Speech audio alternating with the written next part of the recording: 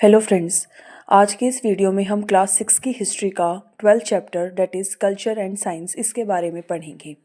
इस चैप्टर में हम वेदास, उपनिषद, पुराण, एपिक्स और अदर लिटरेरी वर्क्स, उसके अलावा architecture, sculpture, science and technology, इन सब के बारे में पढ़ेंगे। तो आइए स्टार्ट करते हैं। The Indian history of the early times about which you have studied in the class brings out many astonishing facts about the level of culture and scientific development। जैसे हमने इस बुक में पढ़ा है, अपने प्रीवियस चैप्टर्स में पढ़ा है इंडियन हिस्ट्री के बारे में, उनके कल्चर और साइंटिफिक डेवलपमेंट के बारे में, कि वो बहुत एस्टर्निंग फैक्ट्स यानी कि बहुत अच्छे अच्छे फैक्ट्स जो हैं वो हम लोगों को प्रोवाइड कराते हैं। History reveals that the human brain has been evolve with experimentation and exploration. जो हिस्ट्री है वो हमें बताती है कि जो मानव का जो मस्तिष्क है वो किस चीज़ में इन्वॉल्व रहता है, एक्सपेरिमेंट्स में और एक्सप्लोर यानी कि नई नई चीज़ों की खोज करने में। Let us see how the culture and scientific growth took place. सबसे पहले आते हैं लिटरेचर। लिटरेचर में हम वेदास के बारे में पढ़ेंगे। The Vedas are estimated to be the oldest literature in India. तो जो वेदास हैं वो सबसे पुराने लिटरेचर माने जाते हैं इंडिया में and possibly of the world, और वर्ल्ड में भी। It is estimated that they are about 2500 years old. ये लगभग 2500 साल पुराने हैं। These there are 4 Vedas of which Rig Veda is the oldest. हमारे भारतीय इतिहास में 4 वेदास का जिक्र किया जाता है, जिसमें जो ऋग वेदा है वो सबसे पुराना है। उसके अलावा सामवेद, यजुर्वेद और अर्थवेद के बारे में बात होती है। देयर वर रिटन ऑन भोजपत्र, और ये भोजपत्र पर लिखे गए हैं, which is obtain from the bark of a tree, जो पेड़ की छाल से निकाले जाते हैं। There was no paper in those times, क्योंकि उस टाइम पर कोई पेपर नहीं था। As you have read earlier, the language use वो संस्कृत, और ये किस लैंग्वेज में लिखे गए हैं? संस्कृत में। And prior to these it is said that there was no written script, and the hymns and suktas in these compilations were only sung and orated. The word sukta means well said। और ऐसा माना जाता है कि इनकी कोई return script नहीं है, और ना ही हिम्स और सुक्ताज जो हैं उनकी कोई कंप्लाइनेशंस हैं। वो सिर्फ गाए जाते थे, ओरिएटेड मतलब सिर्फ बोले जाते थे। यहाँ पर सूक्ता का मतलब होता है कि कोई वर्ड, कोई भी चीज़ जो वेल सेड हो यानी कि अच्छे से बोली गई हो, उनको हम सूक्ताज बोलते हैं। The theme of Vedas were varied. जो वेद की जो थीम है वो अलग अलग है। हर एक वेद में, ये जैसे हमने 4 वेदों की बात की थी यहाँ पे, तो हर एक की थीम अलग अलग है। The Rig Veda describe the god as a natural forces like sun, wind, rain, fire etcetera. तो ऋग वेदा में जो ये नेचुरल फोर्सेज हैं इन सबको भगवान माना गया है। It preaches the religious procedures for conduct of yajnas as a way of prayer to the natural powers and the universe. तो ऋग वेदा हमें बताता है कि हमारे धर्म में इन नेचुरल पावर्स को कैसे जो यज्ञ वगैरह किए जाते हैं, यजनास किए जाते हैं, ये एक प्रेयर का तरीका होता है इन नेचुरल पावर को और यूनिवर्स को खुश करने के लिए। उसके अलावा यजुर्वेद जो है has talked of medicinal system.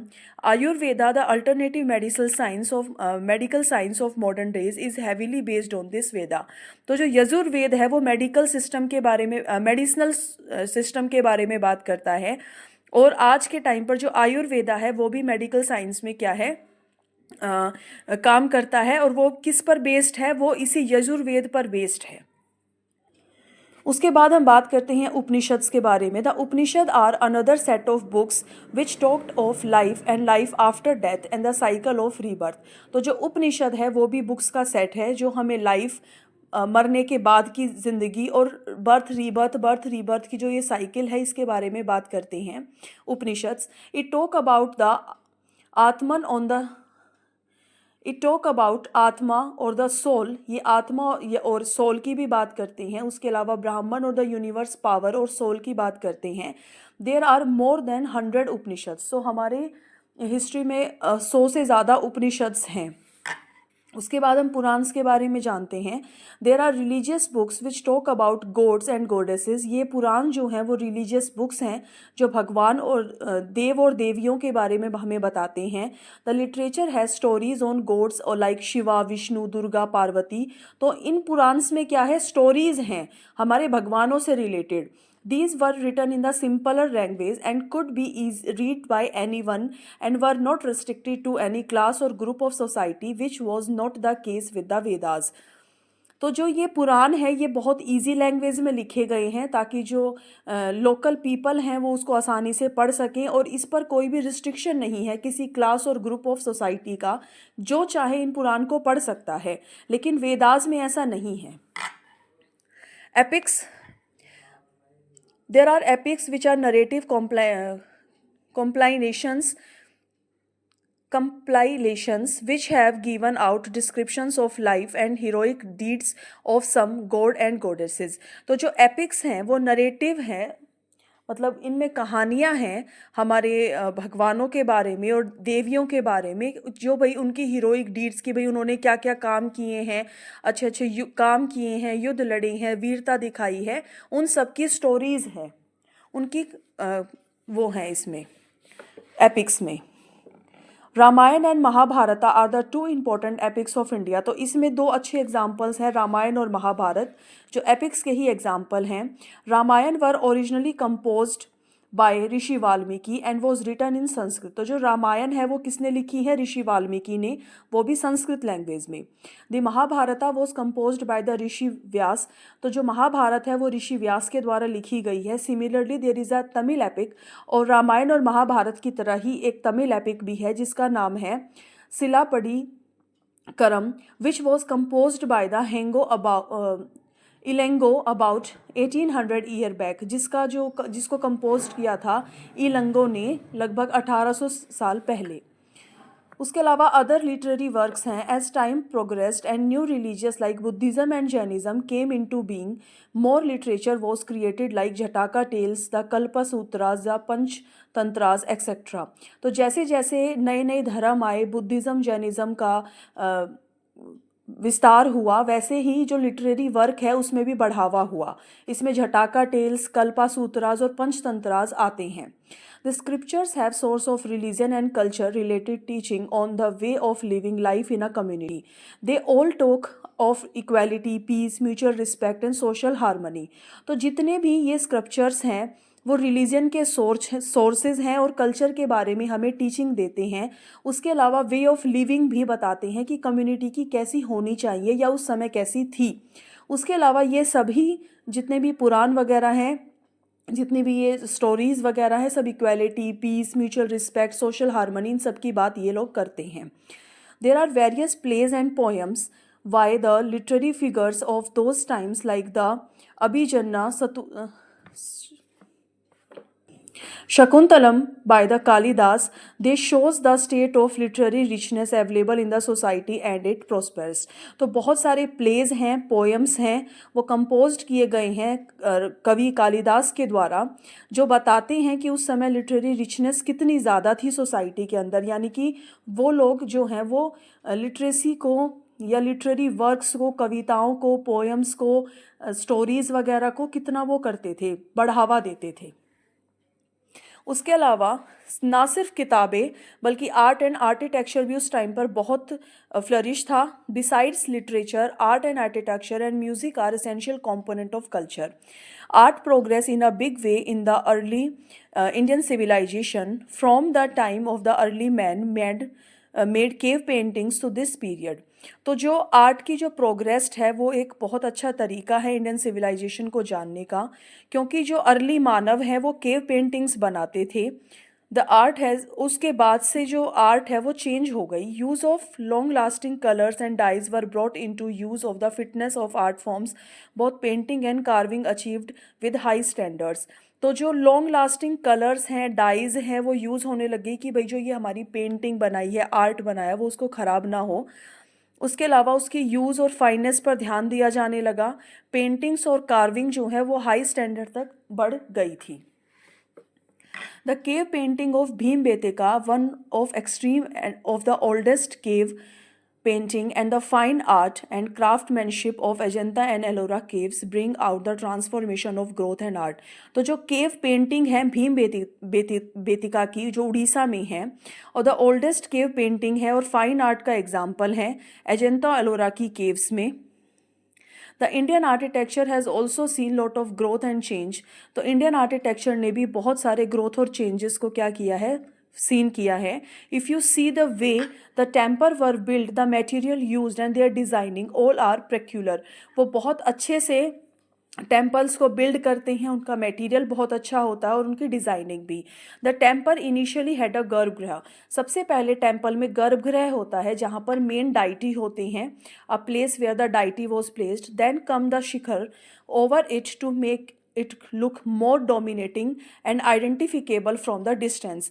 तो जो हमारा ये देखो, ये गर्भगृह है, इसके ऊपर शिखर बनाया जाता है ताकि दूर से ही पता चले कि भाई यहाँ पर जो है मंदिर है और यहाँ पर ही हमारी जो ये जो है मेन गर्भगृह है, यहाँ पर हमारे मेन डाइटी बैठे हुए हैं। Then the mandapa was added which was placed for people to assemble. उसके बाद मंडपम आता है, ये यहाँ पर ये मंडपम बनाया जाता है ताकि जो लोग हैं यहाँ पर असेंबल हो सके, इकट्ठा हो सके। The design and indicated carving is one expect of the construction. तो जो ये डिज़ाइन है और कार्विंग की गई है, ये कंस्ट्रक्शन का क्या है, एक एक्सपेक्ट है कि भाई इस तरह के मंदिर ही बनाए जाएंगे। The more astounding expect is the choice of material. और सबसे अच्छा एक्सपेक्ट है इसमें मटेरियल को चूज़ करना। The movement of rocks and boulders over large distances, carving और grading them into shape and then placing such massive size rocks together with no cement to hold them. तो ये अपने आप में ही एक ब्रिलियंट काम है कि इतने लार्ज डिस्टेंस से रॉक्स को, बड़े बड़े पत्थरों को लेके आना, उनको कार्व करना, उनको ग्राइंड करना, उनको शेप्स देना और उसके बाद इन सबको एक मंदिर के रूप में स्थापित करना, होल्ड करना और बिना किसी सीमेंट का यूज़ किए हुए। The famous rock cut temple of those Ellora caves. The other famous temples are those of Mahabalipuram in Tamil Nadu of Chalukyas, at Ahihol and Badami in Karnataka, as well as the temples at Ujjain. तो ये सारे examples हैं ऐसे brilliant मंदिरों की। उसके अलावा the stupas made by the Buddhist are also unique in design and culture. तो जो स्तूप बनाए जाते थे बुद्धिस्ट लोगों के द्वारा, वो भी यूनिक थे डिज़ाइन और आर्किटेक्चर में। द स्तूपाज वॉज होलो। तो जो स्तूपाज होते थे ये होलो मतलब अंदर से खाली होते थे, और इसके जो स्तूप हैं उसके अंदर एक बॉक्स होता था जो remain ornaments belonging to Buddhist religious head. तो बुद्धिस्ट के जितने भी रिलीजियस हेड हैं उनके बचे हुए ऑर्नामेंट्स और उनकी बिलोंगिंग्स यानी कि उनके कपड़े वगैरह वो सब उसमें रखे जाते थे। The outside was a dome shaped. तो इसके बाहर एक डोम शेप्ड स्ट्रक्चर बनाया जाता था, shell made of brick and stone, brick और स्टोन से। Later the people made gates and circular pathways around it. उसके बाद एक देखो ऐसे ये सर्कुलर जो है ये पाथवे बनाया जाता था ताकि इसकी परिक्रमा वगैरह कर सकें, लोग प्रेयर कर सकें, perform the prayers. There is a lot of fine craftsmanship on the gates and also walls by carving out stories and images. तो इनके जो ग्रेट हैं वहाँ पर उनके जो ये जो स्तूप है इनके गेट और दीवारों पर भी बहुत अच्छी कार्विंग की जाती थी और वो क्या डिपिक्ट करती थी, स्टोरीज को डिपिक्ट करती थी और इमेजेस को डिपिक्ट करती थी। The Jain temple were also constructed in the different design which distinguish them from the others. तो जो जैन टेम्पल हैं ऐसे ये भी बहुत अच्छी तरह से डिज़ाइन किए जाते थे और दूसरों से अलग थे। They too have devotees who worked on the stone and carve beautiful designs. इनके भी डिवोटीज थे जो स्टोन से बने होते थे और ब्यूटीफुली कार्व किए जाते थे। The temple building required lot of fund as well as skilled artisans. तो जो टेम्पल बनाने के लिए भाई इतने सुंदर टेम्पल बनेंगे, इतने बड़े बड़े टेम्पल बनेंगे तो ऑब्वियसली फंड तो लगेगा ही और स्किल आर्टिशंस भी लगेंगे। They were funded by the kings and many a time devoted people worked on them at their own will. तो जो ये मंदिर वगैरह हैं इनके लिए जो दान है वो राजाओं के द्वारा किया जाता था या फिर कुछ लोग अपनी मर्जी से भी काम करते थे। Construction took years of hard work. और मंदिरों को बनाने में बहुत सारे साल लगते थे, बहुत साल और हार्ड वर्क लगता था।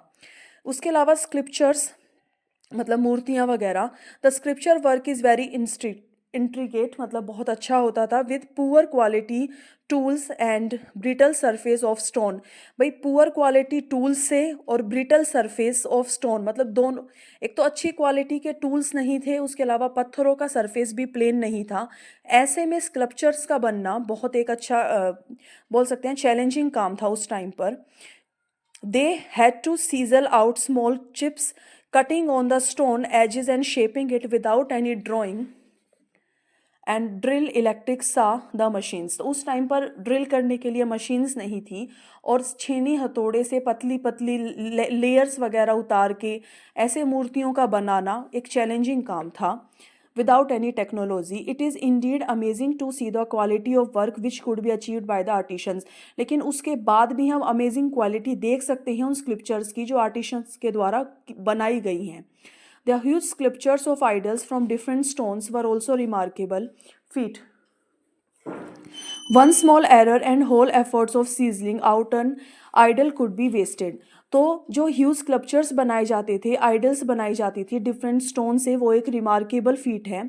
उसके अलावा एक छोटी सी गलती पूरी की पूरी मूर्ति को क्या कर सकती है, वेस्ट कर सकती थी। इसके बाद हम बात करते हैं साइंस एंड टेक्नोलॉजी के बारे में। The science of metrology was quite refined and developed in ancient India.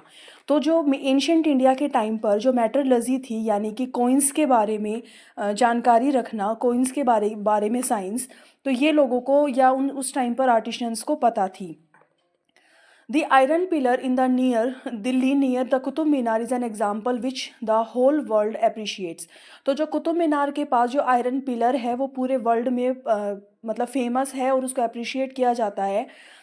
क्यों उसको अप्रिशिएट किया जाता है? The iron of this pillar has not rusted despite the hundreds of year it has been exposed to the weather, कि आज तक उसमें जंग नहीं लगा, जबकि धूप, सर्दी, बारिश, हर तरह का मौसम वो सहन करता है।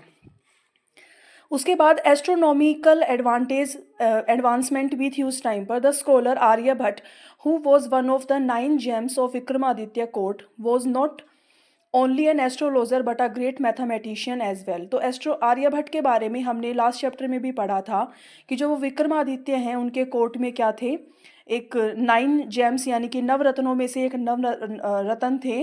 वो ना सिर्फ एक एस्ट्रोलॉजर थे बल्कि एक बहुत अच्छे मैथमेटिशियन भी थे। He studied the movement of planets and explained the rotation of earth on its axis. He also explained the cause of eclipse. देखो इन्होंने प्लैनेट की मूवमेंट के बारे में स्टडी की है, अर्थ की रोटेशन के बारे में बताया है, और ग्रहण कैसे पड़ते हैं ये भी इन्होंने बताया है। मैथमेटिकल कॉन्ट्रीब्यूशन क्या था एंशिएंट टाइम पर इनका? Aryabhata also discover the formula for calculating the circumference of a circle. जो 2πr का जो फॉर्मूला होता है वो भी इन्होंने ही डिस्कवर किया था, which was very close to the system of pi, जैसा कि मैंने बताया। He is also consider the pioneer of decimal system in the world. Decimal system यानी कि जो पॉइंट हम लोग बोलते हैं जैसे 2.3, ये जो डेसिमल सिस्टम है इन्होंने ही स्टार्ट किया था वर्ल्ड के अंदर। The concept of zero was not prevalent in the mathematics in those time. तो जो ज़ीरो का यूज़ था वो उतना नहीं होता था उस टाइम पर। India has been credited to have given the concept of zero to the world. Bharat ने ही दुनिया को क्या दिया है? ज़ीरो दिया है। This has been a major contribution to the world of mathematics. तो मैथमेटिक्स की दुनिया में इनका जो है बहुत ज़्यादा कंट्रीब्यूशन रहा है, डेसिमल का, पाई का। हम लोग देखते हैं वॉल्यूम वगैरह जब भी हम निकालते हैं तो पाई के बिना तो कुछ निकलता ही नहीं है, कोई फॉर्मूला ही नहीं लगता। उसके बाद medical sciences, Ayurveda and yoga have been credited as sciences which are both alternatives to many of the medical practices. तो जो आयुर्वेदा है, हमारा जो योगा है, वो उसका जो क्रेडिट है वो भी साइंस में जाता है, और ये एक अल्टरनेटिव है किसका? मेडिकल प्रैक्टिसेस का। द अर्थवेदा ऑफ द वैदिक पीरियड, जैसे हमने चैप्टर की स्टार्टिंग में भी पढ़ा था। The chakra Samhita by the chakra and the Sushruta Samhita by the scholar Sushruta give out details of the various alignments and treatments. तो ये सारी जो बुक्स हैं ये बहुत सारे बीमारियों के इलाज हम लोगों को बताती हैं। The culture and scientific development in India were much ahead of its contemporaries. मतलब इसके आसपास जितनी भी साम्राज्य हुए, जितनी भी हिस्ट्री हुई, उसमें जो इंडिया का कल्चर और साइंस थी वो सबसे ज़्यादा क्या थी, अहेड थी. The people of the country were peace loving. दुनिया के हमारे जो देश के लोग हैं वो कैसे हैं, पीस लविंग हैं, ट्रुथफुल हैं और होनेस्ट हैं. They had some efficient rulers who had done a lot of improvement in their quality of life and looked after their wellbeing and security.